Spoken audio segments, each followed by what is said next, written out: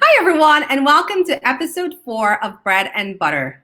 My name is Muloongo Muchelemba, and I am the founder of Ongolo.com, a Pan-African website whose main objective is to keep Africans connected and engaged and to promote Africa and Africans. I created Bread and Butter as a platform for small and medium enterprises to showcase their products and services. The reason I'm so bullish on entrepreneurs is that the future of Africa lies in our ability to create jobs and build wealth. And we will only do that in a sustainable way if we start churning out our own products and services. Which is why I'm really excited to showcase on tonight's program a young entrepreneur who's doing something completely different. Welcome to the program, Abisola. Just give me a sec. Oh. Hi. Hi, Muloongo. Hi, how are you? I'm very good, thank you. How are you? Hi, thank you. Thank you so much for connecting on LinkedIn and for appearing on my program so soon after we connected. Thank you so much for having me. It's an honor. Oh, great. Well, let's get right into it. I really want to know more about your story. So just please tell us a little bit about yourself. Okay, so I currently work as a senior program manager in local government, where I work with other project managers to transform adults and children's services. So we look after vulnerable young people. And I started off as a PA.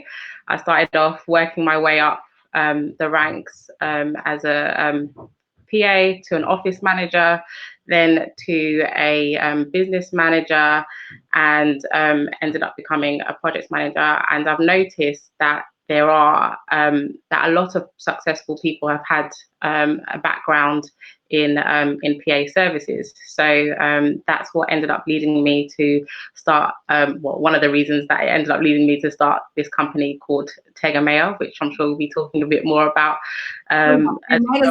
We might as well get into it. So just please tell us what inspired you. So yeah, that was one of the reasons that started me off on that. And you also asked me about my connection to Africa. I am Nigerian. I am born to 2 Nigerian parents. I live in the UK, and I am proudly African. I've traveled to 7 African countries so far, and I'm hoping to make my way around as many as possible in my lifetime. So yeah, that's why I'm guessing we connect. One of the reasons why we connected as well. Yeah, so let's talk about the company. So you've told us one inspiration, but in terms of the journey and just, I said to you earlier that it's very brave to start a business as early as you did. So, just let's talk about what inspired and triggered that. So a few years ago, I was doing my master's in international relations and international management. And I did my research. I was doing my research on education based in Ghana. And speaking to some of the leaders in the education sector there, they mentioned that they were a bit dissatisfied with the level of administration education that that graduates had received. So they'd be brilliant in terms of maybe legal services or all of these different things that they were qualified in, but in terms of using basic programs such as Microsoft Word, etc., some of them weren't as well versed in those skills. So being the entrepreneur that I am, I thought, okay, how can I find a way to solve this problem? And a training platform, which is currently being developed, was a way that I felt that this could solve this problem. Then further down the line in my own personal career, I started getting people outside of my normal 9 to 5 asking me to support them with formatting documents and helping them put presentations together, maybe putting together a script for maybe they've got a client that they need to speak to, and just various different things or proposals. So I felt, let me find a way to merge the two ideas and start a virtual business support service, but also have the training alongside that, and then be able to deliver virtual services to people both in the UK and across Africa, and actually have in the future hubs in Africa where people can service their own time networks, because the UK can't do everybody, unfortunately, and I think it is more important that that there are homegrown resources out there as well. Oh, I love that. And it's funny that you mentioned Ghana, because Ghana keeps coming up in the people I've interviewed. So I love first, actually, bread and butter interviewee, Dee. Hi, Dee, who's dialing in from San Francisco, watching from San Francisco. He also, his first entry point for Africa was Ghana. Lerato, who wrote the amazing book Vagabond, which I am reading currently, also got her spark for traveling 21 countries in Africa when she first went to Ghana. So it's very interesting that Ghana keeps coming up. I just wanted to say hello to Hermie. George is watching from Pretoria, and Deborah as well, who's watching. So hi, everyone. Thanks for joining the program. So you briefly touched on what you're doing in terms of the products that you're offering, but let's just expand on the training and the virtual PA services a little bit more. Okay. Oh, I thought this was sorry. This is where I need to show you a slide. Okay, just keep bring it up. So, in terms of, okay, thank you. So, in terms of the services that we offer, we have what we call the standards kind of services and project management project services. And the standard services are your basic PA type skills. So your call handling, your inbox management, diary management, booking accommodation and travel, helping busy entrepreneurs with their to-do list and invoice processing, that sort of thing. Then we have a bit more of a niche type service, which is around our project support, and that could be content writing, whether that's maybe for Instagram, your social media, or content writing for your website.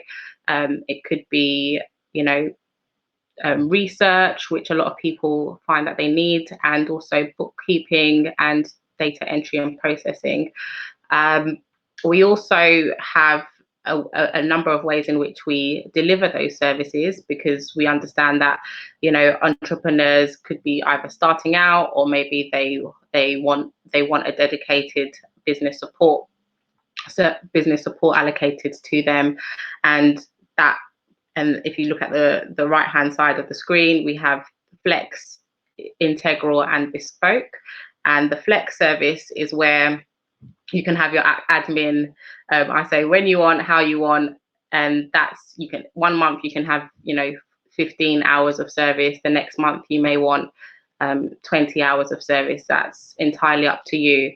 Then for our Integral package, we have that's where you realize you really need somebody to be dedicated to your business, and that's where we can be offering support around your processes and making sure that administratively your back office support is on point, and you can always put your best foot forward, and that's what that Integral package is about.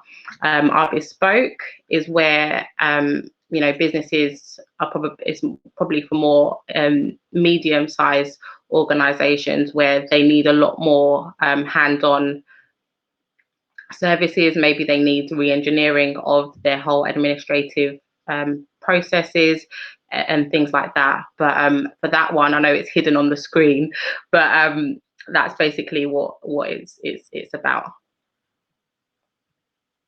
Okay, that's great. When in terms of, you've got 10 different core product offerings on the screen. What tends to be the focus of most clients? Where do you see the most help is required?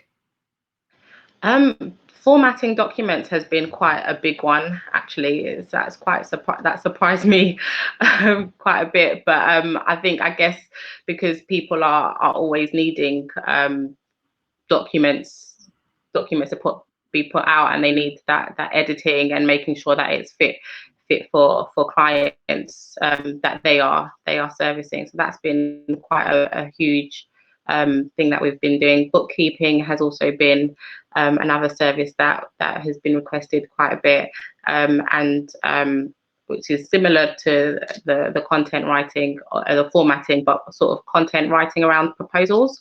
So it's all quite it's all quite joined up together, really. Well, that's good. And then what about the training? So how do you actually deliver the training? So the training is what I'm working on at the moment, and that is going to be on through an online platform, and where I would come in once in a while to make sure that, you know, if anyone wanted to answer questions. But it's there's a range of different trainings. So not one, but a few around Microsoft Office products, so Excel, Word, and PowerPoint presentation, because I'm big on having those three things as key softwares that you should use, and then also just general how to be an outstanding kind of PA is another course that I would be running. Oh, you go right into the next question. I love it. That's what I was going to talk about next, is the role of a modern day PA. And we talked earlier, I was saying, like the movie Devil's Wears Prada, people know that, where the PA was doing everything from, picking up the dog and doing the children's homework to, really unpleasant and some pleasant stuff like attending fancy dinners and stuff. And then in Africa, a lot of PAs are either, you have the good, okay PAs, but then you've got extremes. You've got like the old, slow, and then you've got the young, fast, unhelpful. Like there's a lot of stereotypes around PAs, sometimes in the office. So it'd be great to understand what exactly does a modern day PA look like?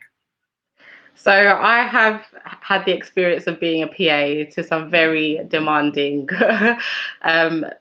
directors and assistant directors. But I think that, and I've also managed quite a lot of PAs, hired, fired, a lot of PAs. So because of that, I've been able to, get a really good grasp on what a good PA, looks like.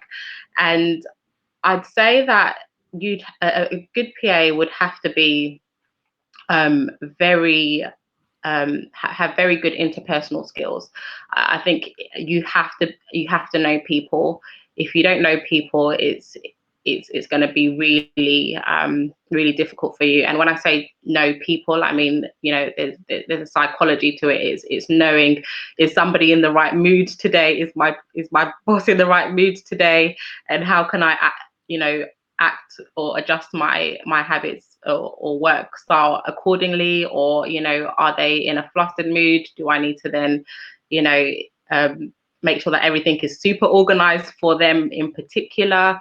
And it's also about dealing with other people, because if you're the PA to somebody, you are going to be speaking to all of their, all of their networks, whether that be high profile stakeholders, or whether that be people who, are preparing documents, junior staff who are preparing documents for whoever you're supporting.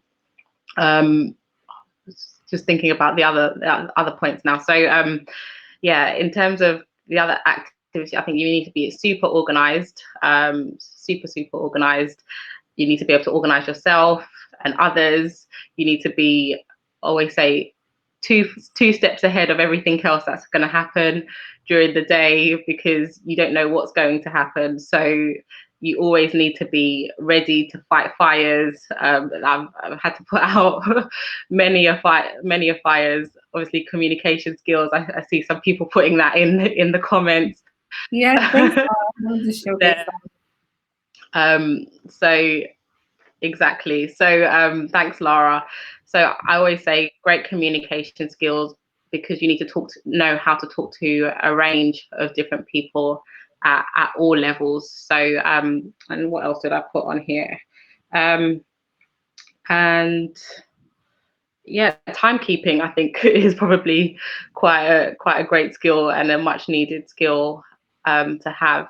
If I would say anything else, it's a mindset about being able to handle pretty much a lot that's thrown at you. You are going to get a lot of things that you don't know how to do as a PA, but your mindset has to be resolute in being able to solve a problem. You know, your director may ask you to do something that you think is at his level, and you might have to then be able to sometimes, you know, try and work out how to solve those problems. Oh, I agree with you. I always call PAs gatekeepers. And in my book, actually, the Millennials Gaido to Work, I talk about the people that you need to know, because people mistake title for power and influence and for I'm going to spend time investing in this relationship. And I said, actually, if you look around, the people who actually know people in the business well are PAs. A great PA has her nose up in the air, or his nose up in the air, because I don't want to stereotype it, and knows exactly what's going on in the organization, tend to stay the longest in the organization, and really an institutional gem. And I wish that people would flip their mindset around that, because you know, you get people saying, oh, I don't know who the PA is. That's the first person you should know when you start a job, actually, because that would be the last person to leave the building before a lot of other people. So I'm a big fan. So actually, I just wanted to, so Lara had raised an interesting point as well. And I know people like Dee on the line. So Dee, you should probably think about hiring Abisola's company to help you if you need help. But it's about entrepreneurs having virtual assistant is essential. To stay on top of stuff. And actually, one thing that we didn't talk about is, you know, you mentioned content management, which I think is quite important, because a lot of companies in Africa do not have a large and consistent social media presence. So I think that's actually a great add-on that you're helping them do that. Are you seeing demand for that, or is that still quite nascent? Interestingly, I have a client in Ivory Coast or Cote d'Ivoire who always contacts me to help support with the content of sort of formatting emails and things like that, because he feels that his English isn't as great. So that's where that has been a really great you know, idea or support to help me understand where I can best also navigate the services that TEGEMEA delivers, because that for me, I showed me that there's a slightly different need in some areas. And actually, I agree with you. People don't respond to email. So I think, so let's just bring up the slide again, because I think the range of products that you offer, so I'll take myself off the picture so that people can actually see this. But I think the range of products that you offer is quite, it's wide and it's quite comprehensive for a lot of African businesses, because just looking at this, I can see already where people are dropping the ball. And on inbox management, for example, people just, in Africa, it is hard to get a response to email. So a lot of businesses, if you can't handle this, just outsource.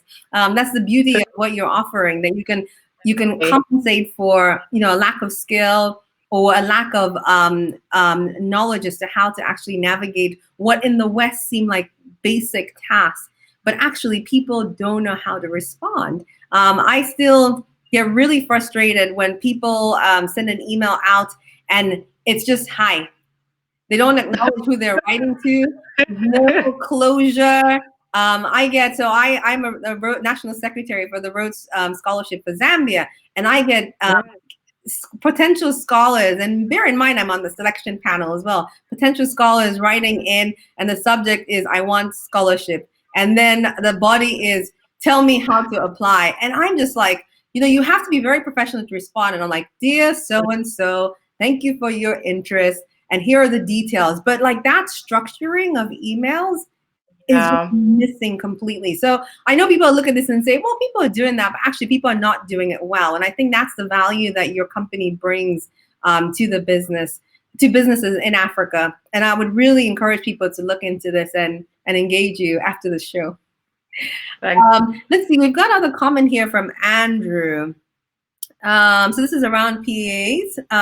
How would one deal with family issues of your supervisor, which might, I guess, impact the productivity of a company? Oh, this is not just about PAs. I guess this is just office dynamics. I don't know if this is really in your sphere, but do you have any experience? This is talking about family members dropping in.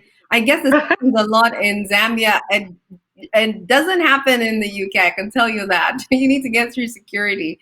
Oh gosh. Do you see what's happening? Or is this like a one-off? Are you asking I'm asking you. I'm asking you. Me? Yeah.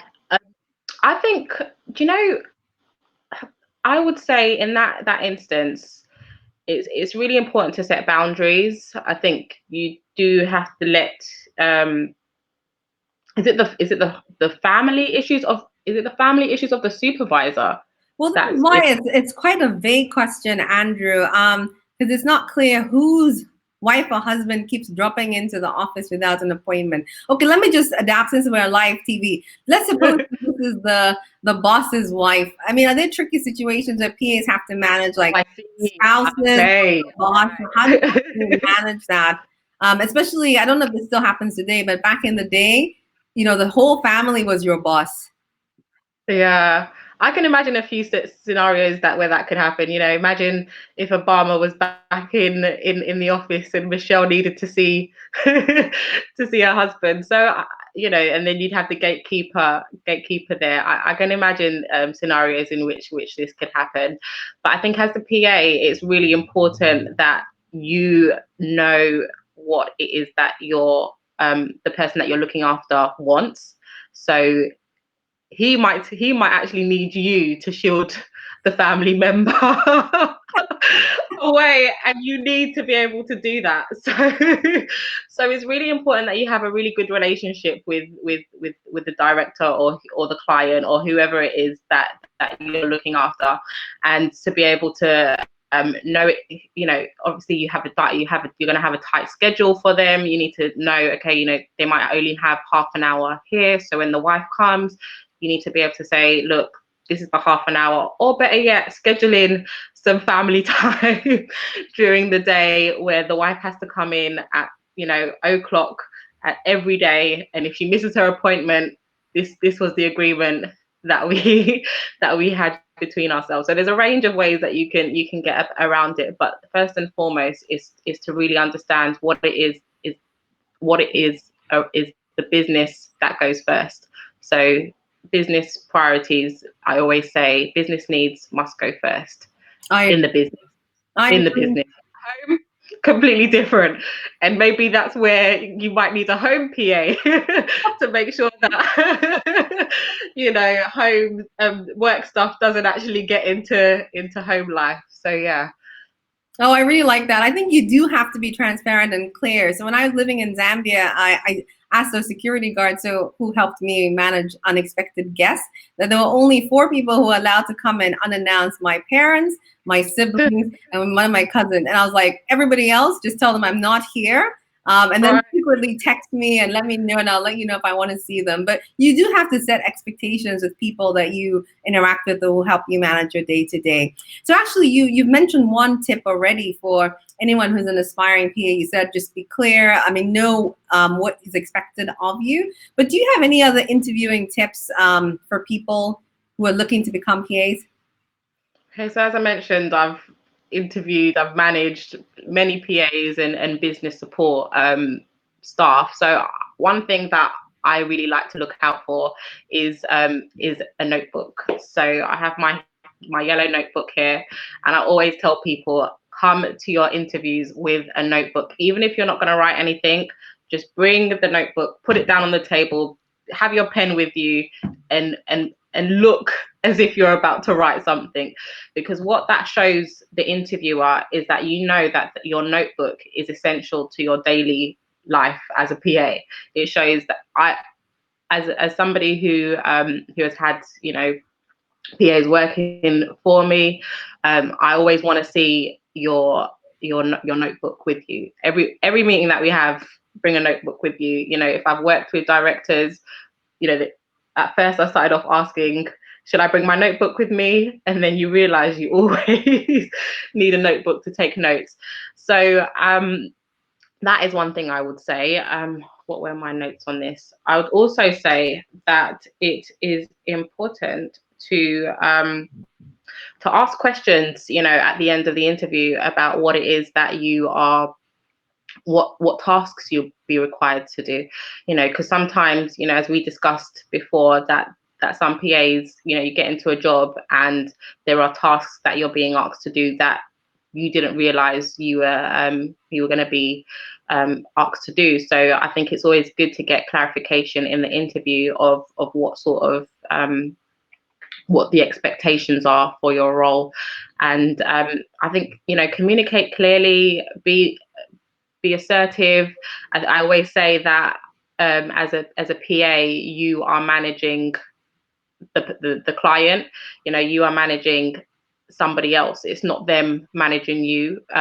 Performance wise, that they are at liberty to tell you this is where, you know, you need to step up or whatever. But at the end of the day, it's actually a role reversal, and you need to be able to show that in that you know that in the interview.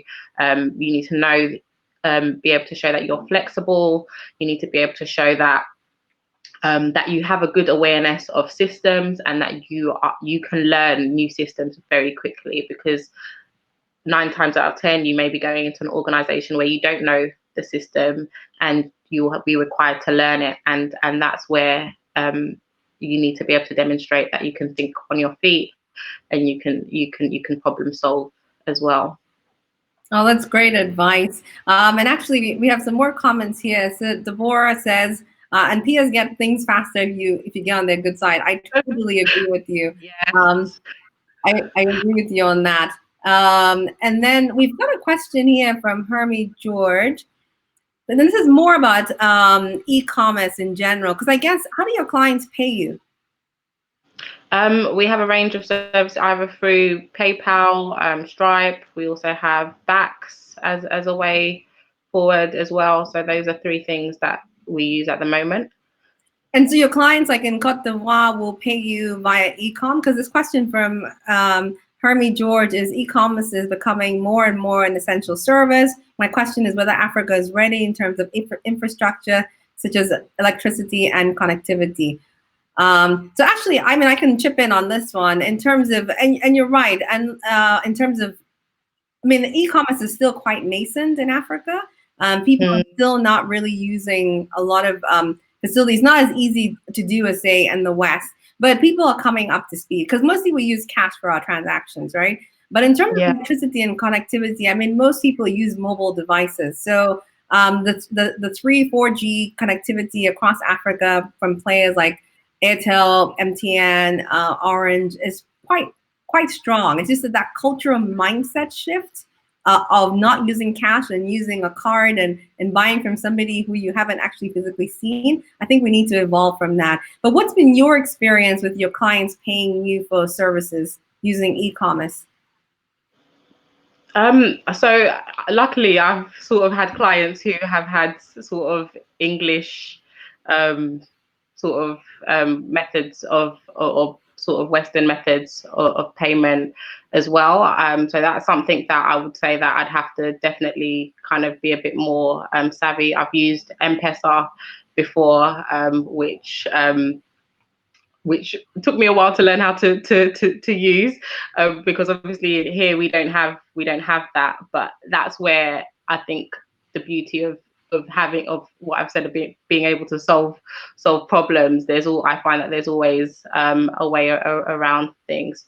So in terms of is Africa ready in terms of infrastructure such as electricity and connectivity, I think that I think we're getting there slowly, and the ways in which we can support TEGEMEA can support clients at this point in time is to be able to use a range of different communication techniques. So, you know, some of our clients we can speak to using through WhatsApp, and we know that's something that everyone has access to, and everyone has access to quite quite easily. So if it's about being able to communicate what it is that the needs are for that client, that's an avenue that we can use. Then being able to, you know, go back and forth on a project. You know, you can put documents in WhatsApp now, you know, so you can always talk to things like that. It's just about being savvy, you know, with how you get around these things, whether that's looking at file sizes, making sure that you don't use, you know, things that are too large. So like I always say, there's always a way around things. And you're so right about WhatsApp, actually. For anyone who doesn't do business in Africa, the quickest way to get a response is actually via WhatsApp. So I once organized meetings for a big conference in Africa just by having the WhatsApp phone numbers of the PAs of ministers and CEOs. It was all on WhatsApp. So that's a tip for anyone doing business in Africa. But great question. Thanks for that. And then, so this is the question. We had talked about this briefly because when we first started talking, I said one of the things that I think would take off pretty quickly is the fact that a lot of Africans travel to London. As one of the people I interviewed is Nigerian, Dalapo said, London is like our backyard. So I can honestly see a lot of African delegates who, you know, they don't travel with their PAs. They come in, they're usually very low tech, not savvy at all, and will need support on the ground to make sure they don't get lost in the tube or the Heathrow Express. They know which hotel to go to. They know how to arrange, you know, lunches. And it sounds like it sounds almost like, oh, that seems very intuitive. But I'll tell you a funny story. A friend of mine who's a senior parastatal official from an African country, which I will not name in case I get into trouble, he came to Singapore on a business trip with his board. And what was interesting is that he told me what hotel he was staying at, and I was like, I've never heard that hotel, and I know the hotels in Singapore. And he was staying at some funny hotel because his PA didn't know where to put them. And so it's little things like this where I think if you're not very clued up with what's there in London, you know your company is there to support. So do you want to just shed a little bit more light on what you can offer for people visiting in London? Yeah, I think it's in sort of almost, it's still virtual, but it's an on when you land service of being able to provide some of those basic PA skills that services that I mentioned earlier. So whether that's call management, you know, speaking to you know, clients that you're meant to be managing in London, or, you know, booking accommodation and travel. We know all of the sites that you can use to make sure that you can get your tickets easily, or you can get car service booked quite efficiently. We also have connections with and we also connected with an organization who provides sort of high class you know, events in and around London, whether that's, you know, going to sort of access to certain restaurants which might be difficult to access, or, you know, theatre productions, things like that you may want to make sure that you get the best out of being in London. I thought that idea was really great, and, you know, we'd be happy to hear from executives coming into London and liaising with their office to make sure that, you know, we know what their itineraries are, to make sure that they have a comprehensive schedule around their purposes for coming to London. I really like that, actually. I see this as something that can take off quite quickly. So, I mean, hopefully people are watching, because I think I know London, it's my second home. And even then, sometimes it's really complicated in figuring out how to get from point A to point B. And I think just having people on the ground is really helpful. Yeah. Okay, well, just on the call management, right? So do you do that for clients in Africa? And how does that work exactly? So we haven't done that yet. That's something that we do. We've been, because we also service UK clients as well. So we've been doing that for UK clients. If that's something that an African client would require, we have international lines that we're able to call people as needed, really. Okay. And obviously, you're a young entrepreneur. You've made those bold steps to start your own company. Do you have any advice to other aspiring entrepreneurs and some of the lessons that you've learned along the way? Oh, so I would say timing is very key. You know, I'm a big believer that everything happens at the right time, even this lockdown. You know, it's been a blessing in some ways. And I think that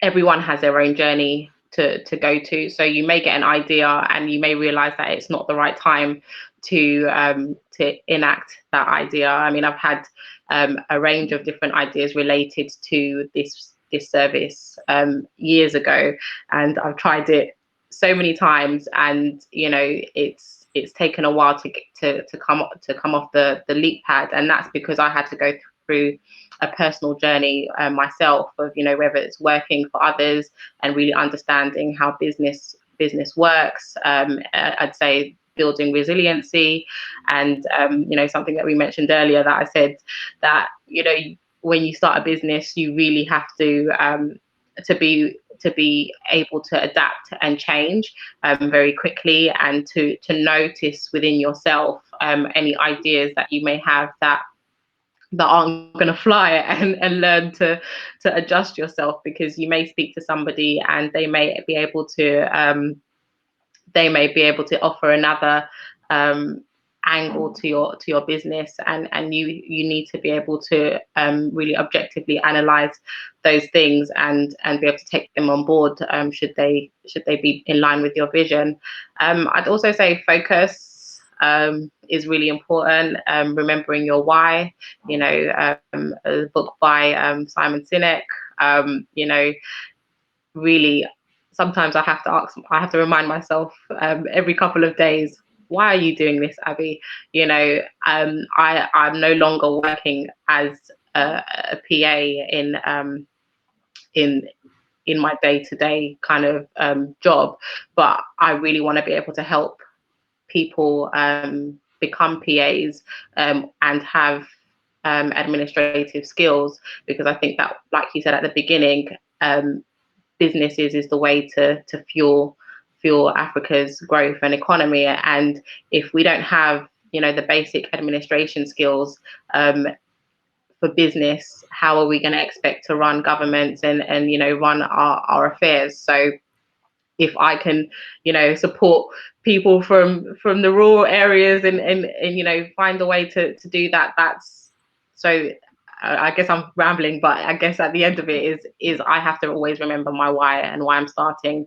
TEGEMEA right now is not where it is that I want it to be, but I have to remember the why and where I want to get to, so that helps to fuel my motivation going forward. Oh, I love that. I'm definitely going to use that soundbite for the promo stuff for your YouTube video. But I think that's really important. And like, when I share my own story, when I started Ongolo, it was originally just an online blog. And after 4 weeks of people talking about the stories as opposed to reading them, I decided to pivot to videos. And it's actually gained more traction. So I think it's you always have to make mistakes until you finally find the model that works for you. And I'm still refining it. So I think that entrepreneurship is just a journey. And I'm so proud of you for starting it as early as you have. That's always one of my big regrets, that I hadn't done this earlier. But you know, like you say, everyone has their own journey. Definitely. And you seem to have I like what Deborah has said here, that you're going to be the world's best and #1 virtual business support services, the future, speaking it into existence. Watch this space. I totally believe in that. And I'm really excited for you and what you're creating here, and happy to support you on Ongolo going forward. Oh, yeah. And my friend Taz is also saying, love this idea, smart move, and good luck. I'm seriously wishing you all the best. There are not a lot of young females who do this. So I'm super proud of you. Do you have any final words, anything that you want to share? Oh, TEGEMEA is here to support you. I'm sure we'll put on the links to the website. You know, we're quite engaging. We're on social media sites. We're on LinkedIn. Follow us if you can. And yeah, I'll just, I guess, watch this space really. And to all the aspiring PAs out there, you know, I always say there is so much you can learn on the job. You know, I've had friends who I've helped, you know, bring out their day-to-day skills, and show that as PA skills, and they've got jobs as PAs, you know, and they've had to learn on the job. So there are plenty of ways that you can, you know, go online and learn new skills. You can, you know, read up on blogs. There's a TEGEMEA blog, which is also developing more content on around, you know, project management support and virtual services. So yeah, definitely continue to watch this space. Oh, great! And I will definitely showcase your company on my blogs. I'm revamping the website, but I'll keep all the companies that I've featured on there because I really want you to succeed. And I hope we keep in touch. Definitely, we have to. Yeah, well, thank you so much for coming on the program. And I look forward to watching you grow and thrive. You're really making me proud already, and we just met. Thank you so much, Muloongo, for having me. Honestly, it's a really great connection, and I know that we'll continue to do some more work in the future together. That's great. No, thanks. I'm looking forward to it. So let me know if there's anything I can do for you. And in the meantime, let me just say bye to everybody who attended the show. So thank you so much for watching, and I will be back again next week with another episode of Bread and Butter.